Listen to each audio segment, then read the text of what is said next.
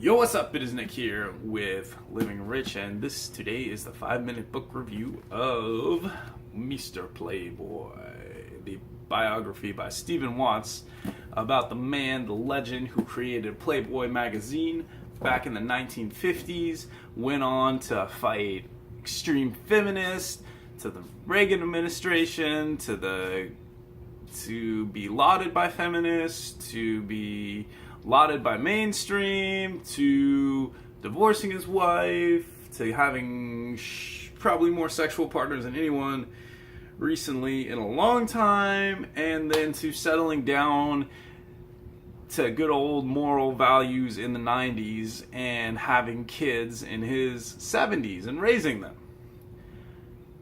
What a life. What a life by Mr. Hugh Hefner. His magazine survived for over 50 years. It's still in print today. Even after he's dead, he ended up divorcing his wife, his last one, in his mid-70s, and then having multiple girlfriends, and then creating a reality show about it. And he has survived through, Vietnam War, through the drugs, crackdown of the Reagans, to the super feminist crazies who were saying that he sexually objectified women, and he was just confused during this whole thing. He was like, oh, well, I started the sexual revolution. I try to help you all out, and it's just some classy pictures, and then whatever. But here are a couple things I like from this book. One thing that was consistent throughout the whole life of Hugh Hefner was his work ethic. He worked his face off. Since he started the magazine to probably the 90s, he worked a lot.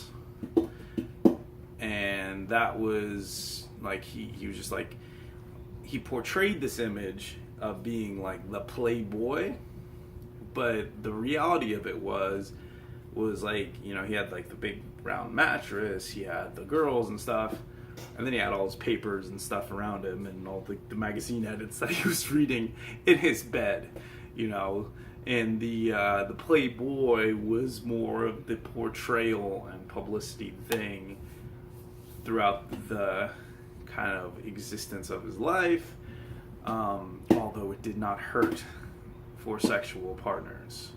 So if you ever want to get a whole bunch of girls, start a nudie magazine.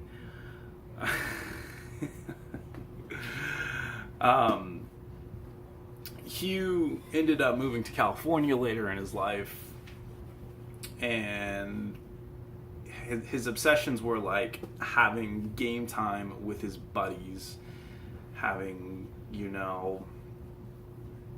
movie nights, eating popcorn. And it's crazy how much his life he's the dark side of Paul Newman. Paul Newman was monogamous for most of his career, and Hugh Hefner was not monogamous, and he kind of did the sex thing, and Paul Newman was kind of shy of his good looks, and Hugh Hefner was I just want to screw everything in sight. But they both worked a whole bunch, and they were both alive during the same time, which leads me to believe that this was kind of a generational thing. That generation that came and fought on the backside of World War II, or maybe during World War II, because I think both Hugh Hefner and Paul Newman served in World War II. Their work ethic and the opportunities around them, everything kind of just coalesced to create this beautiful opportunity and experience for them to explode, and created a beautiful nudie magazine, which I haven't read much, to be honest. I grew up, and by the time I was sexually mature, that them their porno websites were up and running, so the Playboy wasn't too necessary. Anywho, that was the synopsis on our boy Hugh Hefner.